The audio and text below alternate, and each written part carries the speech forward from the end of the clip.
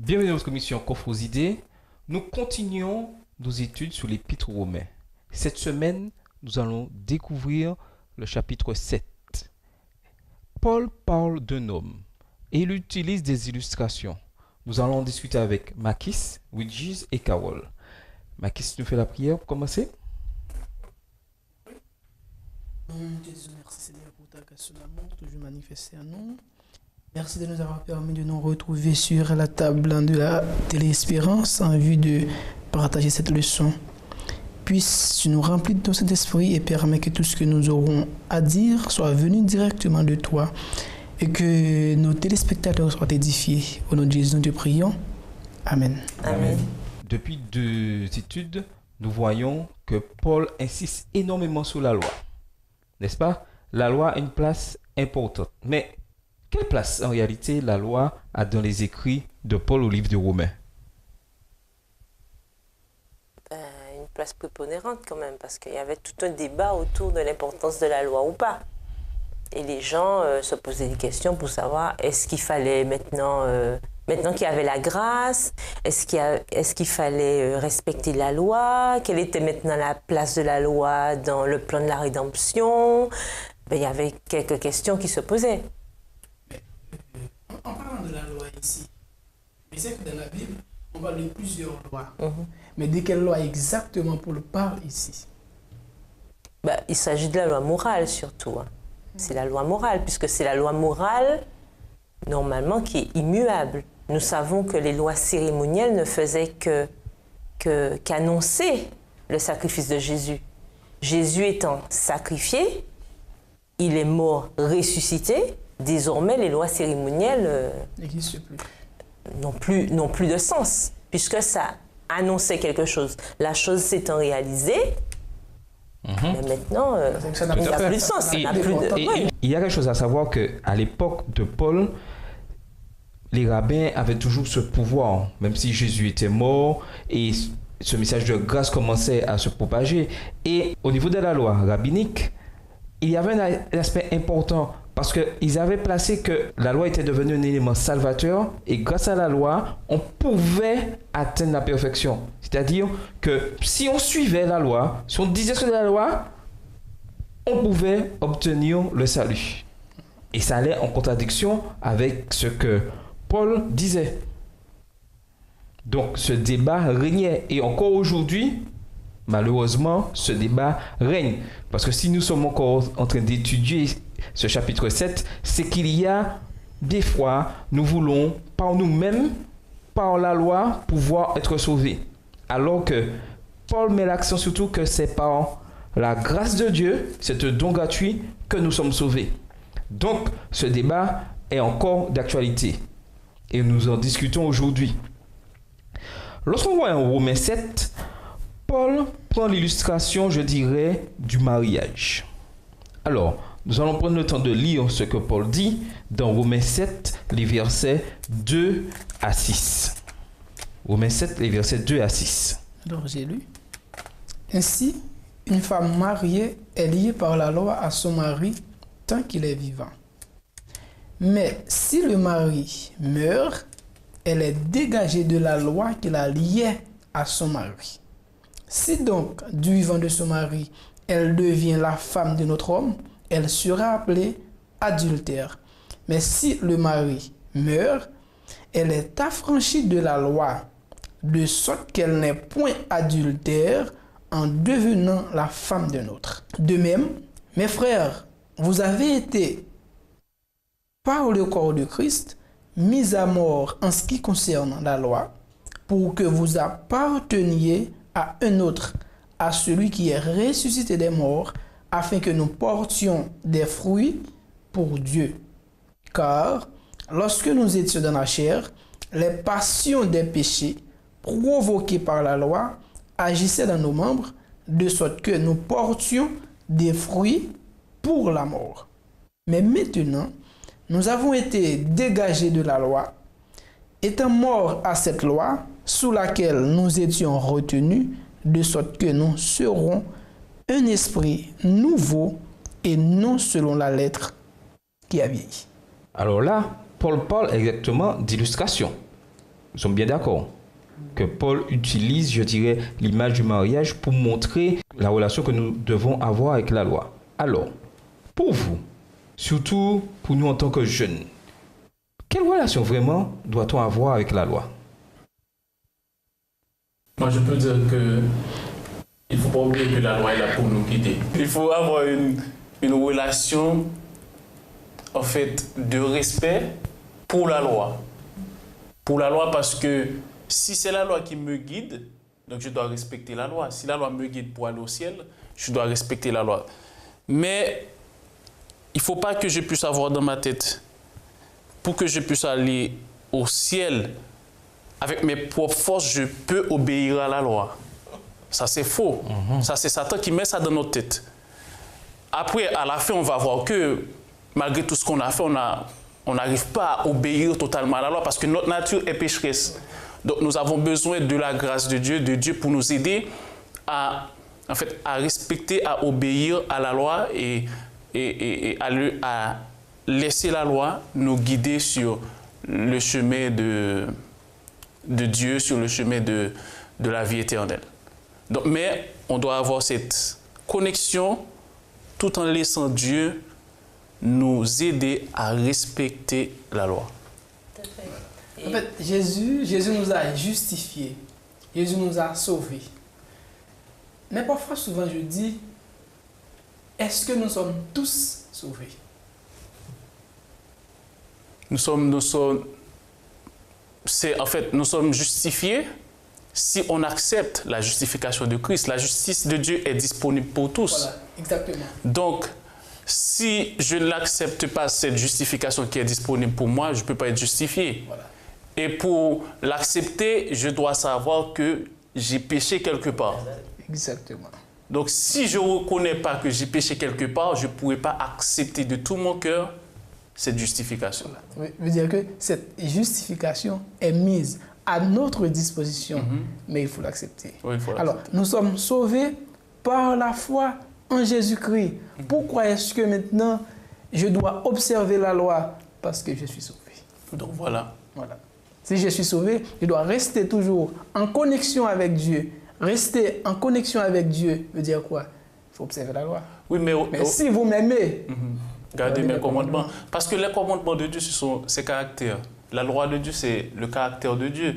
Donc, si on aime Dieu, comme tu as dit, il faut marcher comme il veut en respectant la loi, parce que en respectant la loi, on aura le caractère de Dieu. Mais oui, parce que c'est son caractère, la loi est son caractère. Et je voulais aussi compléter en disant qu'il ne faut pas oublier, par rapport à la question que tu posais, la loi ne doit pas être pour nous un fardeau.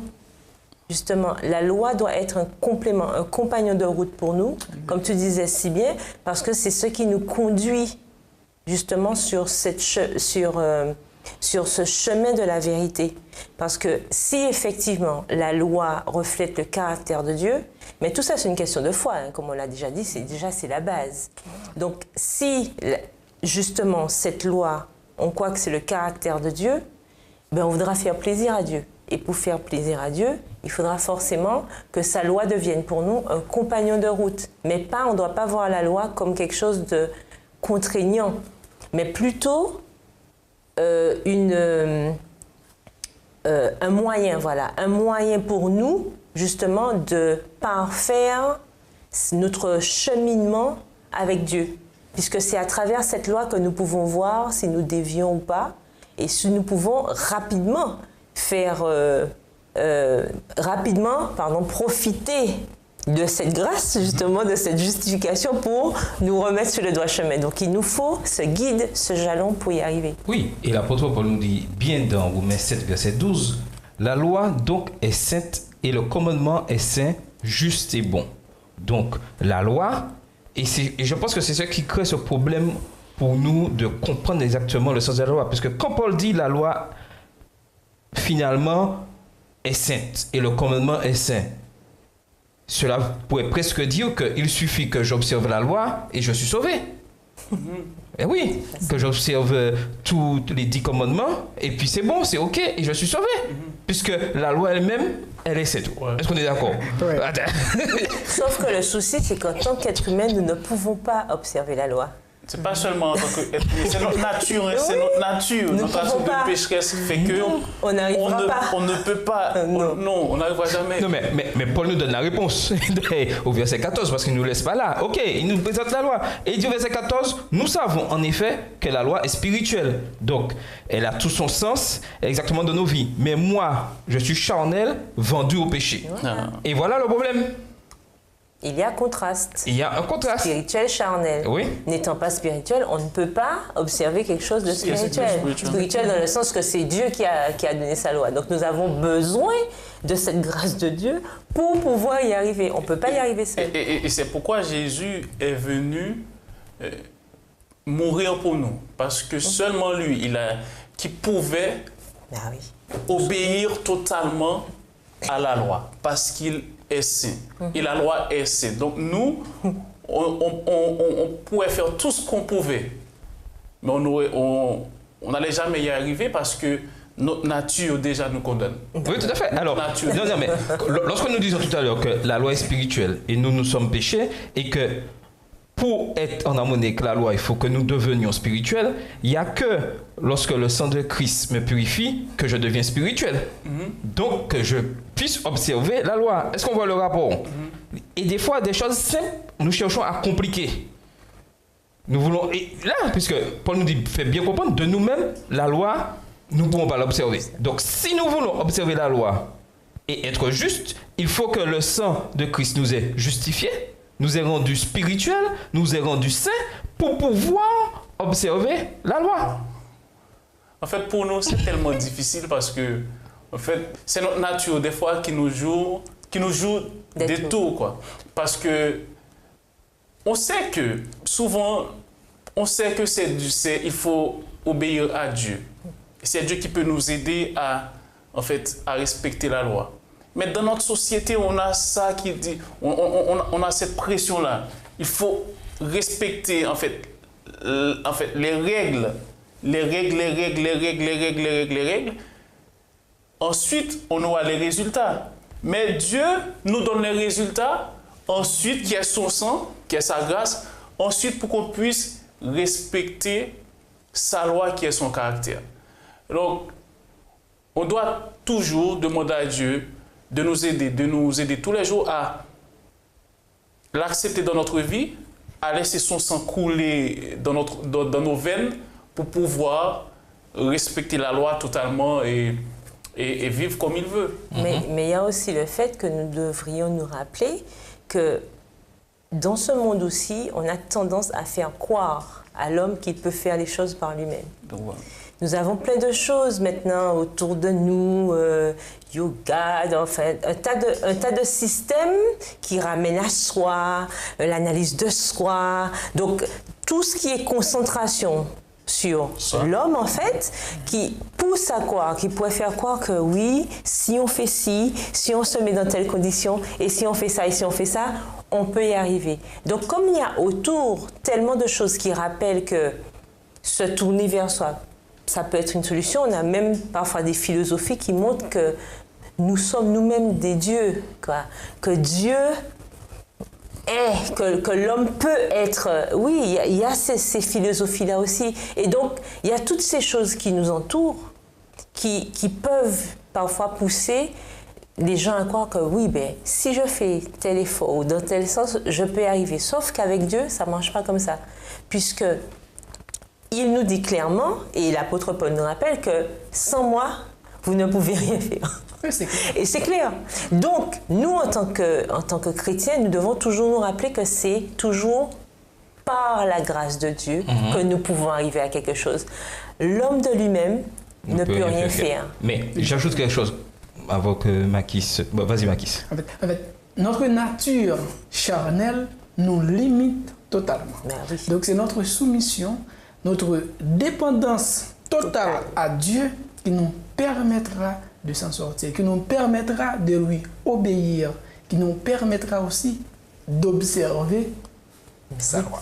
Oui, je suis tout à fait d'accord. Mais on a dit que la loi a un paradoxe. Il y a quelque chose qui ne va pas. La loi, elle est sainte, oui, mais en même temps, on pourrait dire qu'elle provoque les transgressions. Oui ou non? Comment on explique? Parce que lorsque je regarde la loi me montre que les erreurs que je fais. Oui ou non? Si je mens, c'est la loi qui va me dire. C'est le miroir. Oui, que je mens. Et en même temps, elle est sainte, mais elle provoque les transgressions, c'est-à-dire qu'elle montre que lorsque je commets une erreur, voilà, je suis dans le faux. Je crois que le terme peut-être n'est pas... Bon, c'est pas que la loi provoque. La loi montre que ce n'est pas bien. La loi indique, mais ne provoque pas, puisque c'est nous qui devons agir. Il y a quelque chose devant nous, nous avons la loi, certes, mais c'est si nous agissons que nous transgressons la loi. Donc si la loi est là pour nous guider et que nous respectons justement cette loi, ben, il n'y a pas de raison pour que la loi provoque. Parce que si on utilise le mot provoquer, ça voudrait dire en quelque part qu'on n'a pas de choix que de transgresser la loi. Ouais. Or, on a quand même le choix. En restant auprès de Dieu, on a le choix de pouvoir justement respecter cette loi et que ce soit qu'un accident. Oui, mais en même temps, je pourrais me dire, surtout en tant que jeune, que bon, s'il n'y avait pas la loi, je n'aurais pas eu cette lutte contre la chair et peut-être que je serais bien. Mais s'il n'y avait pas la loi, il n'y aurait pas eu la grâce. Mais en fait, aussi, oui, comme tu as dit, mais comme je dis, il faut faire très attention parce que c'est Satan aussi qui joue dans tout ça. En fait, Satan, on peut voir ça au ciel. Il ne voulait pas respecter les règles.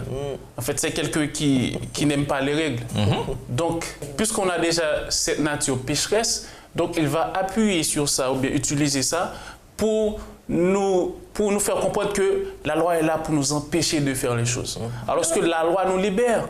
Parce que la loi nous permet de voir que nous sommes des pécheurs et on a besoin de quelqu'un meilleur que nous pour nous faire grâce. Et cette personne ou ce quelqu'un, c'est Jésus. Donc on doit aller vers Jésus et la loi nous guide vers Jésus. Oui, et Paul nous dit au verset 18 de Romains 7, « Ce qui est bon, je le sais, n'habite pas en moi, c'est-à-dire dans ma chair, j'ai la volonté, mais non le pouvoir de faire le bien. Car je ne fais pas le bien que je veux, et je fais le mal que je ne veux pas. » Donc, de nous-mêmes, nous sommes enclins à faire le mal. Mais on peut prendre même l'exemple d'un bébé. Regarde, un bébé qui vient de naître. Le bébé ne connaît rien. Quand le bébé tète, le bébé pèse des fois le téton de maman et on regarde le visage de maman pour voir comment maman va réagir. Non, en fait, juste comme le mal est tellement en nous, même quand le bébé est dans le ventre, le bébé pouvait rester calmement, tire ses pieds, pousse, et le bébé sait que ça fait mal à maman. Donc on a ça en nous, le mal qui est ancré en nous. En fait, et le bien, on doit choisir pour faire le bien, c'est le lutter, ouais. On doit lutter pour faire le bien. Et le mal, on n'a pas besoin de lutter. En fait, c'est naturel. D'où l'importance d'avoir cette connexion avec Dieu, d'avoir cette connexion avec Christ pour nous aider à réduire cette... À contrecarrer, ce naturel que nous avons. Je suis tout à fait d'accord. Et Paul ajoute au verset 24 et 25, « Misérable que je suis, qui me délivrera du corps de cette mort ?» Donc, il est important que nous puissions faire ce constat que de nous-mêmes, nous sommes perdus et que nous ne pouvons pas nous sauver par nous-mêmes. Je préfère les meilleures œuvres du monde, être, je dirais, vis-à-vis des autres, le meilleur, mais je reste quand même un pécheur et que le péché habite en moi et que je suis misérable. Mais Paul ajoute au verset 25, « Grâce soit rendue à Dieu par Jésus-Christ notre Seigneur. Ainsi donc, moi-même, je suis par l'entendement esclave de la loi de Dieu et je suis par la chair esclave de la loi du péché. » Ce que j'aime dans ce texte, c'est qu'on voit Paul en train de faire un bilan. En fait, il sait qui il est. D'où l'importance. Après, il a terminé, grâce soit rendue à Dieu par Jésus-Christ, notre Seigneur. Comme Paul, nous devons en fait reconnaître notre état. Il y a beaucoup de personnes qui fuient leur état de pécheur, quoi. Donc, pour remporter la victoire sur le péché, je dois reconnaître que, oui, Jesus, tu es un pécheur. Tu peux faire ceci, tu peux tomber, tu peux voler, tu peux faire... Si tu n'as pas Christ, d'où je dois constamment, tous les jours, avoir cette connexion avec Dieu. Parce que je reconnais mon état. Mais lorsqu'on n'accepte pas notre état, donc on va vivre comme les gens du monde. On va vivre comme si on n'avait pas Christ dans notre vie. Ok, nous avons fait ce constat-là. J'ai une question, et je pense que beaucoup de téléspectateurs se posent aussi cette question. Je suis né de nouveau, ok. J'ai accepté Christ, tout est ok. Alors, pourquoi suis-je en but encore au désir de la chair? Et alors, je peux dire... Alors que j'ai accepté la grâce de Dieu. Oui, tu acceptes la grâce de Dieu, c'est clair. Mais par contre, c'est que tu n'es pas encore dans le ciel. Hein. Tu vis encore sur une terre de péché. Donc, tu as encore à lutter contre le péché. Mais ça, ce qui est important ici, c'est que nous avons Dieu qui est là pour nous guider, qui est là pour nous supporter. Alors, je vais retourner à ce que Paul avait dit ici. Car je ne fais pas le bien que je fais, et je fais le mal que je ne veux pas. Mais c'est qu'est-ce qui a permis à Paul de pouvoir identifier cela, de pouvoir identifier qu'il ne fait pas le bien qu'il voudrait, mais il a fait le mal qu'il ne voudrait pas. Mais qu'est-ce qui a donné à Paul cette capacité? Eh bien, c'est le Saint-Esprit, la loi, qui permet à Paul de voir que son état, quoi. Voilà. Comme on considère la loi comme un miroir. Donc, et c'est pourquoi Paul reconnaît que la loi, c'est très, très, très important. Il a dit, je suis par l'entendement esclave de la loi de Dieu. Et je suis par la chair esclave de la loi du péché. Donc, Paul reconnaît très bien l'importance de la loi, parce que la loi lui permet de voir son état. Et vers qui aller, oui. D'accord. Non, voilà. J'ai une deuxième question. Alors, finalement... Mais par contre, je voulais dire quelque chose par rapport à ce que tu as dit. Lorsqu'on a accepté la grâce de Dieu, la justice de Dieu, on a déclaré la guerre à Satan. C'est la guerre qu'on a déclarée. Donc, on a choisi notre camp. Et quand tu as choisi ton camp, il faut t'attendre à des grenades, à des bombes. Des grenades peuvent être la tentation, la drogue, peu importe. Mais lorsqu'on accepte Christ dans notre vie, on accepte la grâce de Dieu, on déclare la guerre à l'ennemi. Donc, il faut rester connecté à notre capitaine pour avoir la victoire sur l'ennemi. Alors, j'ai une dernière question avant de conclure. Alors, que signifie finalement être sous la loi? Y a-t-il une différence entre être sous la condamnation de la loi et sous la juridiction de la loi?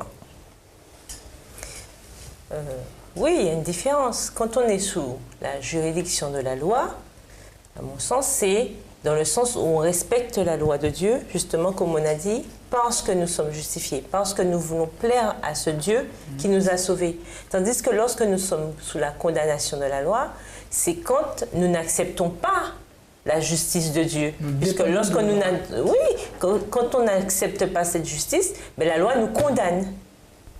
Et c'est ça qu'il ne faut pas, justement. Il ne faut pas qu'on soit sous la condamnation de la loi, mais sous la juridiction. Ça veut dire que la loi doit nous aider à améliorer notre vie, à rester dans le droit fil de ce que nous demande, de ce que Dieu nous demande, à rester sauvés, mais pas nous condamner. C'est-à-dire qu'on n'est plus condamné, parce que Paul même il le dit au chapitre 8, il n'y a plus de condamnation pour ceux qui sont en Jésus-Christ. Et donc, cette loi-là nous a franchis du péché. Ça veut dire quoi? Ça veut dire que le fait d'avoir la loi, on n'est pas obligé tout le temps comme disait Ouidjus tout à l'heure, systématiquement nous verser dans le péché. Non, puisque ça nous libère. Ça nous libère. Donc, nous devons être sous la juridiction, donc on respecte cette loi, mais pas sous la condamnation de la loi. Voilà. D'accord. Bon, je vais dire peut-être quelque chose qui va peut-être déranger. C'est que moi, je ne dirais pas que la loi nous condamne. On se condamne soi-même. Parce que la loi est juste et sain. Comment quelque chose qui est juste et sain peut nous condamner? On a fait le choix d'être condamné. Non, par rapport à la question. Oui. Non, en fait, on a fait le choix d'être condamné. On se condamne. Non, il faut que ça doit être clair dans ma tête, dans la tête de nos auditeurs, que c'est un choix qu'on fait d'être condamné. Donc, si on fait le choix d'obéir à la loi, on sera justifié, on sera gracié par Jésus. Mais si on fait le choix de ne pas obéir à la loi, eh bien, il y aura les conséquences. Tout à fait. C'est la condamnation. Voilà, Et il y a quelque chose à savoir, nous sommes désespérément perdus dans notre condition coupable. Il faut que nous puissions bien comprendre ça, à moins d'être secourus par celui qui a la puissance sur le péché et la mort, c'est-à-dire Jésus-Christ. Si je ne peux pas faire les choses que je désire, alors je suis esclave de quelqu'un ou de quelque chose, n'est-ce pas? En Jésus, nous sommes libérés. Il n'y a que Christ qui nous libère. Donc, nous avons un choix important à faire. Êtes-vous prêt à faire ce choix? Êtes-vous prêt à faire ce choix? Oui. Je suis prêt. On a choisi. Avec la grâce de Dieu. On a choisi Jésus. On a choisi Jésus. Donc Et voilà. le choix, c'est servir Dieu ou le monde. Alors, oui, vas-y. Alors, j'ai bien apprécié ce que Widgis vient tout juste de dire. On peut accepter ce choix avec la grâce de Dieu. Veut dire que de par nous-mêmes, je ne vais pas dire que ce n'est pas possible, mais c'est impossible. C'est impossible. Ouais, c'est ça. C'est bien dit. Impossible. Et nous allons conclure par ce que Marquis vient nous dire. Sans Jésus, il est impossible de vaincre le péché. Choisissons Dieu et nous aurons la victoire. C'était votre émission Coffre aux idées.